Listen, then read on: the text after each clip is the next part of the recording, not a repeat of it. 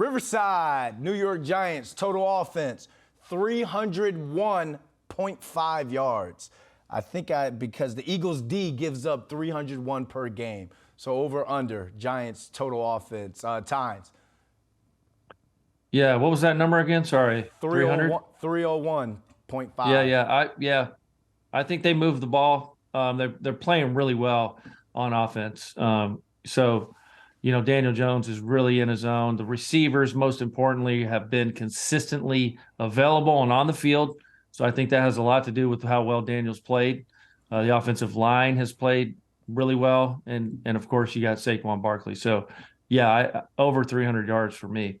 Paul. Here's another one. If it's not, considerably over 301 yards, it's a rout. They need to pile up yards here, and obviously get in the end zone. I'll say over. Look, if they're trailing, sometimes you give up yards if you're trailing. That's not what the Giants want, but their offense is playing well. Now, you mentioned the Colts and the Vikings. I mean, this is a whole different animal here on defense. There's no question about it. But sometimes, as you guys know better than me, when you're playing well, you're playing well, and it almost doesn't matter who you're playing against. So I'll say over 301 yards. I'm going to go under, and it's not necessarily a bad thing. I think this is going to be one of those 3 yards in a cloud of dust, and take your shots when you need to take your shots and allow the defense to control the game. So I'll go under, but it's not because they can't go over 300 yards. I just see this game plan being tweaked to where the Giants are going to want to start fast, but they're going to want to control the ball, control the tempo of the game. New York Giants forced turnovers. Can their defense get 1.5? Paul.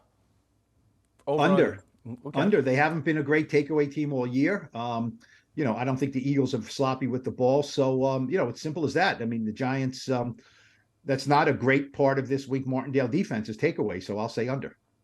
Tynes.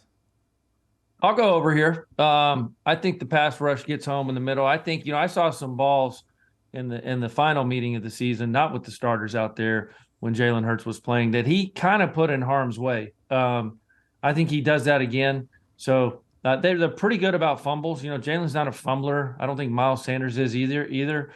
But I think you can maybe get an interception or two, right? I think they're going to take some shots, challenge the secondary.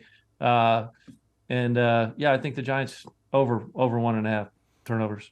I think I'll go under on this one, but I like what you're saying, Tynes, about if Jalen Hurts isn't responding to the pressure and he looks rusty, then it will definitely be over because he's going to throw you one, he's going to throw you two. But I think it'll be under this game. Daniel Jones and Saquon Barkley, total touchdowns. I put it at 3.5. Paul. That means the Giants have to score 4 touchdowns, right? Yep. If it's over under, I'll say under. I mean, that's 28 points. That's a lot of points.